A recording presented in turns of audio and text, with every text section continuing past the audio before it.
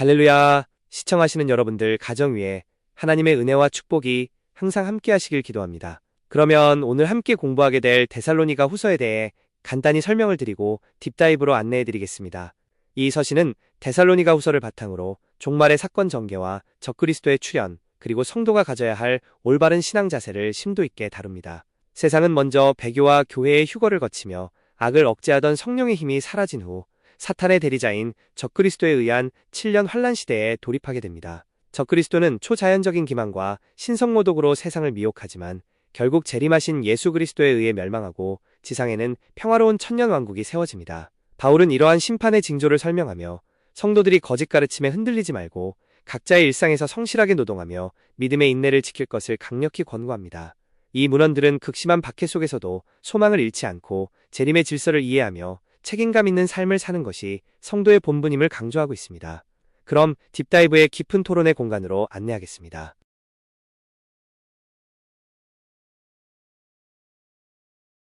여러분, 평생을 바쳐서 준비한 진짜 중요한 운명의 시험이 있다고 한번 상상해 보세요. 생각만 해도 벌써 긴장되는데요. 그렇죠. 수년을 밤새우며 그날만 기다렸는데 어느 날 아침에 누군가 문자를 딱 보냅니다. 야, 그 시험 어제 끝났어. 너 몰랐어? 와, 그 순간 진짜 온몸에 피가 싹 빠져나가는 기분일 겁니다. 맞아요. 내가 그토록 기다렸던 그 중요한 사건에서 나만 누락됐다는 그 엄청난 절망감.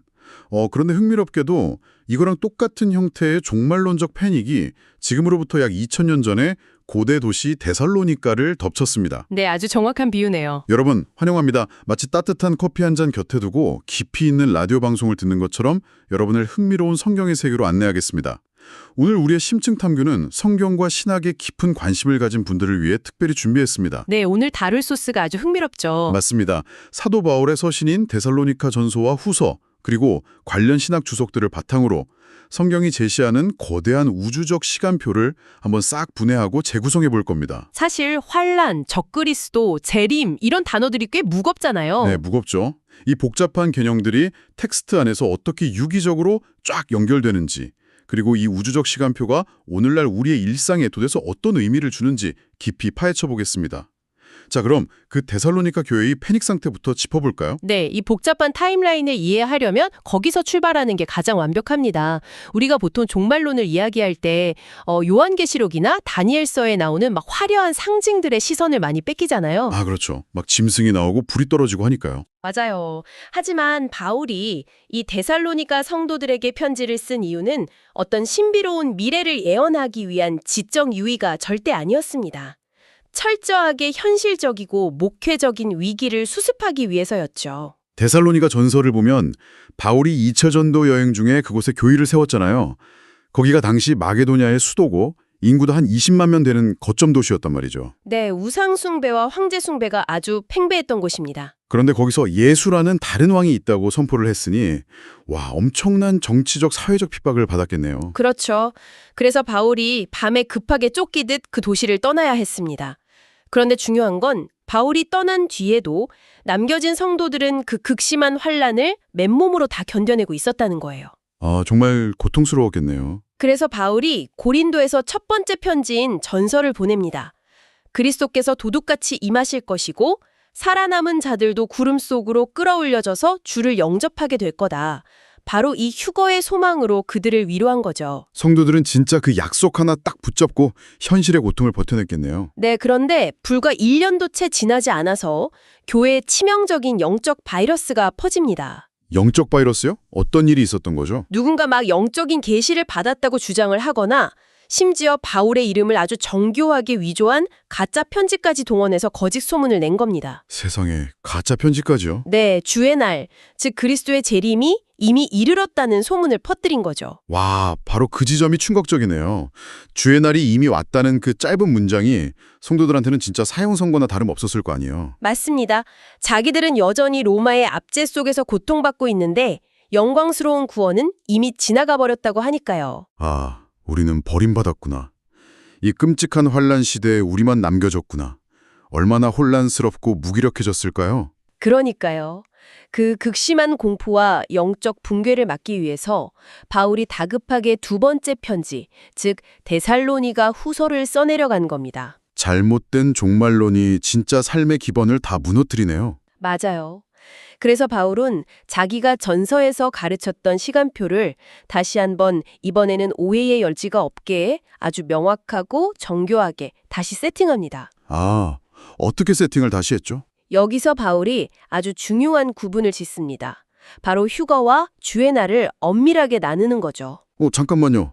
여기서 제가 약간 브레이크를 좀 걸고 싶네요. 네, 말씀하시죠. 제가 오늘 소스 자료들 보면서 제일 헷갈렸던 부분인데요. 전서에서는 분명히 휴거, 즉 주의 날이 밤에 도둑같이 온다고 했잖아요. 아무런 징조 없이 갑자기 임한다고 강조했는데 그렇죠. 전서에서는 그렇게 말했죠. 그런데 후소로 넘어가면 바울이 갑자기 아니다. 주의 날이 오기 전에는 반드시 배교하는 일이 있고 또 불법의 사람, 적그리스도가 나타나야만 한다고 명백한 전조 증상을 말한단 말이죠. 네, 아주 예리한 질문입니다. 징조 없이 온다는 것과 명백한 징조가 있다는 것. 얼핏 보면 완전히 모순 같죠. 그러니까요. 이게 표면적으로는 앞뒤가 안 맞는 거 아닌가요? 그 겉보기의 모순이 사실 이 시간표를 푸는 핵심 열쇠입니다.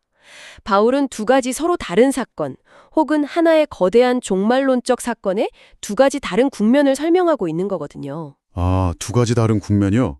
네, 먼저 휴거, 그러니까 그리스도께서 공중에 임하셔서 성도들을 부르시는 이 공중재림은 정말 도둑같이 예측할 수 없는 시점에 일어납니다. 그리스도 안에서 죽은 자들이 부활하고 살아있는 자들이 있는 모습 그대로 들림을 받죠. 아, 그때 무슨 신령한 몸으로 어떻게 변하는지 이런 구체적인 내용은 자료에 없더라고요. 네, 맞습니다. 아무튼 이 놀라운 휴거 사건에는 어떤 선행 조건이나 전조가 필요 없어요. 하지만 데살로니가 교회를 공포로 몰아넣었던 그 심판의 시기, 즉 지상에 임하는 주의 날의 본격적인 전개는 다릅니다. 지상절임, 그러니까 본격적인 주의 날은 징조가 있다는 거군요. 맞습니다. 이 날이 시작되려면 역사의 무대 위에 반드시 두 가지 뚜렷한 징표가 드러나야 한다고 바울이 쐐기를 박은 거죠. 그 두 가지가 바로 하나님에 대한 전면적인 반역, 즉 배교와 적그리스도의 출현이군요. 정확합니다. 바울은 가짜 뉴스에 흔들리는 성도들에게 팩트 체크를 해준 거예요. 봐라, 아직 세상에 적그리스도가 정체를 드러내지도 않았고 거대한 배교도 안 일어났다. 그러니 너희가 환란에 남겨졌다는 그 거짓말에 제발 속지 마라. 이렇게 말한 거죠. 아, 진짜 확실한 안심제가 됐겠네요. 그런데 이 대목에서 제가 자료를 보다 보니까 적그리스도의 출현을 막고 있는 어떤 방어막 같은 게 있다고 하던데 그게 대체 뭔가요? 네, 신학적으로 아주 흥미로운 카테콘, 즉 억제하는 자에 대한 언급입니다. 주어진 주석들에 보면 이 억제력은 단순히 로마 제국의 법과 질서 같은 정치 시스템이 아니에요. 그럼 뭐죠? 영적인 힘인가요? 맞습니다. 영적인 힘입니다. 바로 지상에 존재하는 교회와 그 안에 내주하시며 역사하시는 성령을 의미합니다. 와, 억제하는 자가 교회와 성령이었군요. 이거 마치 거대한 댐이 그 무서운 수압의 홍수를 간신히 턱 막고 있는 그런 형국이네요. 아주 적절한 비유네요. 댐이 버티고 있는 동안에는 악이 몰래 활동은 하지만 완전히 터져나오진 못하죠. 그런데 만약에 방금 우리가 얘기한 그 아무 징조 없는 휴거 때문에 교회가 하늘로 옮겨진다면 그 댐이 통째로 싹 치워지는 거잖아요. 그렇죠. 불법의 비밀이 이미 활동하고 있지만 그 억제하던 방어막이 싹 사라지는 순간 억눌려 있던 악의 탕류가 세상을 완전히 집어삼키는 겁니다. 와, 댐이 무너진 세상이라니 숨이 턱 막히네요. 방어막이 걷히는 바로 그 시점에 사탄의 하수인인 불법의 사람, 적그리스도가 마침내 그 기만적인 본색을 만천하에 드러냅니다. 이때부터 세상은 성경이 경고하는 본격적인 7년 환란의 시대로 진입하게 되죠. 7년 환란이 드디어 시작되는 거군요. 그런데 이 적그리스도의 통치 방식을 보니까 단순히 독재자가 막 무력으로 세상을 억압하고 그런 수준이 아니더라고요. 네, 무력 통치가 아닙니다. 자료에 따르면 그는 사탄으로부터 직접 권위와 능력을 받아요. 그래서 모든 능력과 거짓 표적, 기적을 행하면서 사람들을 철저하게 속입니다. 공포로 굴복시키는 게 아니라 막 초자연적인 마술쇼 같은 걸로 사람들 눈을 멀게 하는 거네요. 그러면서 하나님의 성전에 딱 앉아서 자기가 하나님이다. 이렇게 숭배를 강요한다는 거잖아요. 맞아요. 그 기만적 성격이 제일 무서운 겁니다. 그는 폭군으로 등장하는 게 아니라 위기에 빠진 세상을 구원할 메시아 행세를 하거든요. 초자연적 기적을 보여주니까 사람들이 막 열광하겠죠. 와, 진짜 우주적 규모의 거대한 사기극 같아요. 스캠이네요, 스캠. 네, 완벽한 사기극이죠. 특히 7년 중에 후반부 3년 반 동안 아주 극심한 시련이 찾아옵니다. 흥미롭게도 주어진 문헌들에는 왜 하필 후반부 3년 반이 더 고통스러운지 구체적인 물리적 재앙이 뭔지에 대한 설명은 싹 생략도 있어요. 아, 맞아요. 요한계시록 보면 바다의 3분의 1이 피가 되고 막 별이 떨어지고 엄청 스펙타클 하잖아요. 근데 여기엔 그런 묘사가 없더라고요. 네, 바울의 목적은 호러 영화 시나리오를 쓰는 게 아니었으니까요. 바울은 사건의 순서, 그리고 진리와 거짓의 영적 전쟁에 초점을 맞춘 겁니다. 여기서 진짜 중요한 건 바울이 현상만 나열한 게 아니라 왜 사람들이 그 사기극에 그렇게 철저하게 속아 넘어가는지 그 원인을 날카롭게 해부했다는 점입니다. 그 원인이 뭔가요? 왜 수많은 사람들이 눈뜨고 코베듯 그 거짓 메시아한테 넘어가는 겁니까? 바울은 아주 단호하게 말합니다. 그들이 자신을 구원할 진리를 사랑하는 마음으로 받아들이지 않았기 때문이라고요. 아, 진리를 사랑하지 않아서? 네, 진리를 거부한 인간의 자유의지에 대한 하나님의 무서운 심판은 다름 아닌 그들이 거짓을 믿도록 그 강력한 미혹의 역사를 그냥 내버려 두시는 겁니다. 진리를 사랑하지 않은 대가가 결국 스스로 멸망하는 자들이 되는 거죠. 와, 진리를 사랑하지 않은 대가가 영원한 멸망이자 거짓에 대한 맹신이라니. 이건 뭐 종말론적 미래를 떠나서 지금 이 탈진실의 시대에도 진짜 뼈아프게 적용되는 통찰이네요. 그렇죠. 하지만 여러분, 이 타임라인이 영원한 암흑으로 끝나는 게 아닙니다. 이 7년의 환란은 압도적이고 극적인 클라이맥스를 향해 치닫게 되죠. 마침내 7년의 끝자락, 예수 그리스도의 지상재림이군요. 네, 맞습니다. 방어막도 없고 사탄의 권력을 등에 업고 화려한 초자연적 기적으로 떵떵거리던 그 적그리스도, 그 존재의 최후가 어떻게 묘사되는지 저는 이 대목에서 진짜 전율을 느꼈거든요. 막 치열하게 우주적인 전쟁을 하는 게 아니잖아요. 네, 전쟁이 성립조차 안 됩니다. 바울은 그 멸망의 방식을 아주 강렬하게 묘사해요. 주님의 입에서 나오는 기운, 즉 숨결과 강림하여 나타나시는 영광의 빛, 그 광채로 멸하신다고요. 요한계시록 표현을 빌리면 백마 신분의 입에서 나오는 예리한 검이죠. 와, 7년 동안 전 세계를 쥐락펴락했던 그 엄청난 적그리스도가 주님의 단순한 숨결 한 번, 그리고 빛 한 번에 무너진다는 거잖아요. 맞습니다.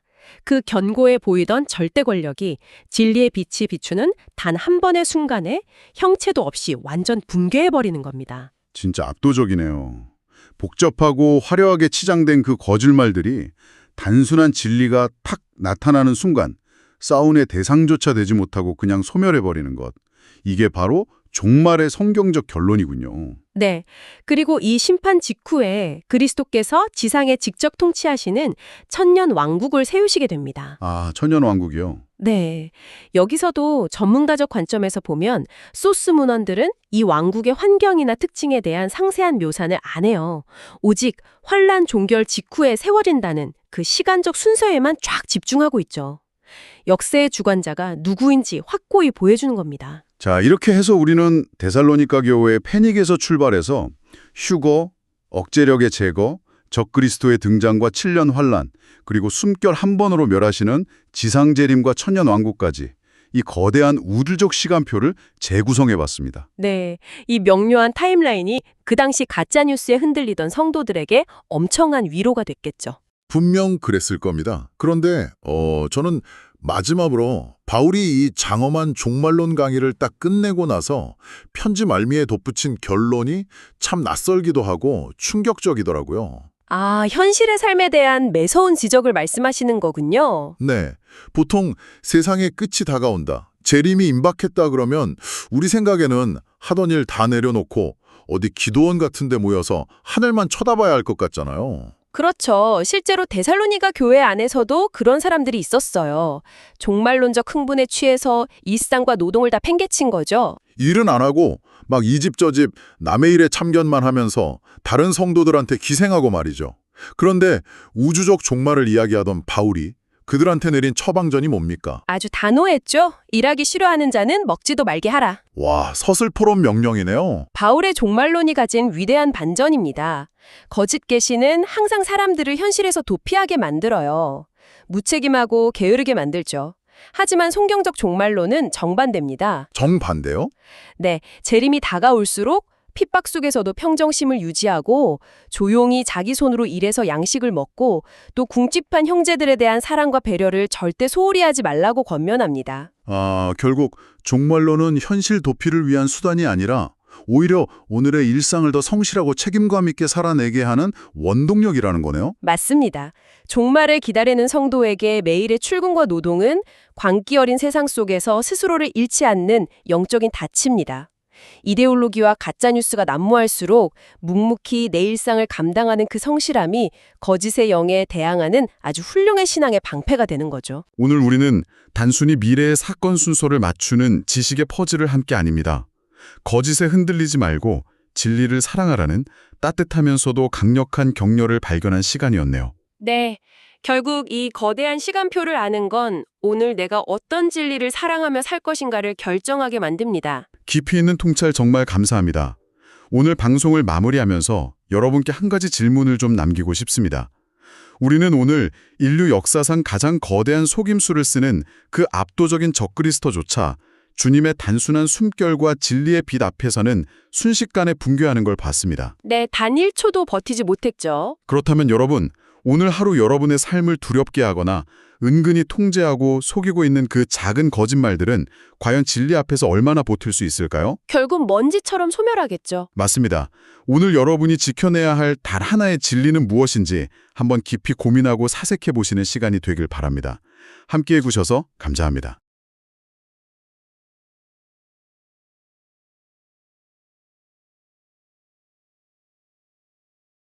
여러분 안녕하세요.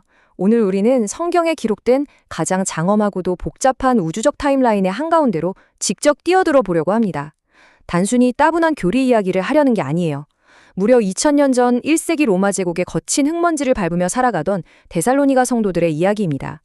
극심한 핍박과 종말에 대한 패닉 속에서 덜덜 떨고 있던 그들에게 사도 바울이 던진 대담하고도 단계적인 해답을 철저하게 그리고 아주 재미있게 파헤쳐 볼 겁니다. 어느 정도 기본기를 갖추신 여러분을 위해 인류 역사의 마지막을 향한 거대한 퍼즐 조각들이 정확히 어떻게 맞춰지는지 단계별로 확실하게 가이드해 드릴 테니 기대하셔도 좋습니다. 자, 준비되셨나요? 자, 그럼 본격적으로 파헤쳐 볼까요? 한번 상상해 보세요. 여러분은 1세기 로마 시대 데살로니가에 살고 있는 그리스도인입니다. 황제 숭배를 안 한다고 매일같이 목숨을 건 핍박을 받고 있죠. 그런데 어느 날 교회 안에 엄청난 소문이 돕니다. 주님의 날, 그러니까 예수님의 재림이 이미 시작됐다라는 거예요. 이 말이 무슨 뜻이겠어요? 성도들이 그토록 기다렸던 영광스러운 휴거를 자신들만 쏙 빼놓고 감쪽같이 놓쳐버렸고 지금 당장 겪고 있는 이 끔찍한 로마의 고념이 바로 그 무시무시한 대환란의 시작이라는 뜻이잖아요. 진짜 아무것도 모른 채 남겨졌다고 생각한 데살로니가 교회는 그야말로 엄청난 패닉, 멘붕에 빠져버린 겁니다. 그래서 바울이 나섰습니다. 이 걷잡을 수 없는 혼란을 잠재우기 위해 바울이 제시한 종말론적 로드맵. 오늘 우리가 함께 걸어갈 순서는 이렇습니다. 첫 번째, 데살로니가 교회의 혼란. 두 번째, 헷갈리기 쉬운 휴가와 재림의 차이. 세 번째, 종말의 단계별 타임라인. 네 번째, 적그리스도의 최후와 승리. 그리고 마지막으로 성도가 굳게 서는 법. 이 복잡한 미스터리를 가장 명확하고 논리적인 순서로 쫙 풀어보겠습니다. 그럼 첫 번째 정거장, 데살로니가 교회를 덮쳤던 그 혼란의 한복판으로 들어가 보죠. 바울이 급하게 펜을 들어야만 했던 이유가 이 구절에 아주 잘 녹아 있습니다. 주의 날이 이르렀다고 해서 쉽게 마음이 흔들리거나 두려워하지 말라. 아시다시피 당시 성도들은 1세기 로마의 가혹한 핍박 속에서 하루하루 생존을 걸고 버티고 있었잖아요. 그런데 교회 안에 누군가가 영적인 계시를 받았다고 우기거나 심지어 바울이 쓴 것처럼 가짜 편지까지 위조해서 퍼뜨린 겁니다. 너희는 남겨졌다. 주님의 날은 벌써 왔다. 라고 말이죠. 이 거짓 가르침은 성도들의 마음에 엄청난 공포를 심어줬습니다. 바울은 이 말도 안 되는 소문을 즉각적으로 완전히 진압해야만 했어요. 자, 그럼 이 꼬인 실타래를 어떻게 풀까요? 두 번째 정거장, 오해를 바로잡는 시간입니다. 바로 휴거와 재림의 차이입니다. 이 종말론적 미스터리를 완벽하게 풀려면 용어 정리부터 확실히 하고 넘어가야 합니다. 데살로니가 성도들은 성격이 완전히 다른 두 사건을 하나로 뭉뚱그려서 오해하고 있었거든요. 바울이 첫 번째 편지에서 그렇게 강조했던 휴거는요, 전조 증상도 없이 마치 도둑처럼 갑자기 일어나는 공중 재림입니다. 반면에 사람들이 이미 왔다고 착각했던 본격적인 주의 날, 즉 지상 재림은 완전히 다릅니다. 이 지상 재림이 일어나기 전에는 세상에 반드시 아주 뚜렷하고도 무시무시한 전조 증상들이 먼저 나타나야만 하거든요. 바울은 이 두 사건이 명확하게 다른 타임라인 선상에 있다는 걸 콕 집어서 알려주는 겁니다. 특히 휴거가 일어날 때 여기에는 아주 엄격하고도 신성한 순서가 존재합니다. 살아있는 사람이 먼저 들림받는다? 절대 아닙니다. 그리스도 안에서 먼저 죽은 자들이 먼저 영광스럽게 부활해서 하늘로 올려지고 바로 그 다음 그때까지 지상에 살아남아있던 성도들이 그 모습 그대로 하늘로 쫙 들림을 받게 되는 거죠. 바울이 이 순서를 아주 명확하게 못 박아 줌으로써 핍박 속에서 먼저 세상을 떠난 사랑하는 가족이나 동역자들 때문에 데살로니가 성도들이 가졌던 슬픔, 그 염려를 아주 완벽하게 씻어내줍니다. 이어서 세 번째 정거장으로 가볼까요? 가장 많이들 궁금해하시는 부분이죠. 종말의 사건들이 대체 어떤 순서로 일어나는가? 단계별 타임라인입니다. 그렇다면 대체 환란은 언제 시작되고 지상재림은 언제 일어나는 걸까요? 바울은 주의 날이 오기 전에 반드시 무조건 이 세 가지 선행 조건이 충족되어야 한다고 못을 박습니다. 첫째, 하나님을 향한 거대한 전 지구적 반역, 즉 배교가 일어납니다. 둘째, 현재 지상에서 악이 폭발하지 않도록 꼭 눌러 억제하고 있는 힘, 바로 교회와 성령이 휴거를 통해 옮겨집니다.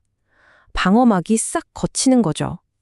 그리고 셋째, 그 억제제가 사라진 틈을 타서 마침내 사탄의 끈앞풀인 불법의 사람, 즉 적그리스도가 그 악한 본색을 확 드러내며 등장합니다. 이걸 머릿속에 쏙 들어오게 거시적인 타임라인에 한번 올려놓고 볼까요? 첫 단계, 갑작스러운 휴거로 성도들이 하늘로 들림을 받습니다. 그러면 지상에는 적그리스도가 통치하는 끔찍한 7년 환란의 어둠이 덮치는 거죠. 그리고 이 지옥 같은 7년이 끝날 무렵 그리스도께서 지상에 재림하셔서 그 악을 단숨에 심판하시고 마침내 이 땅의 완전한 평화의 시대인 천년 왕국을 세우십니다. 바울의 핵심은 이겁니다.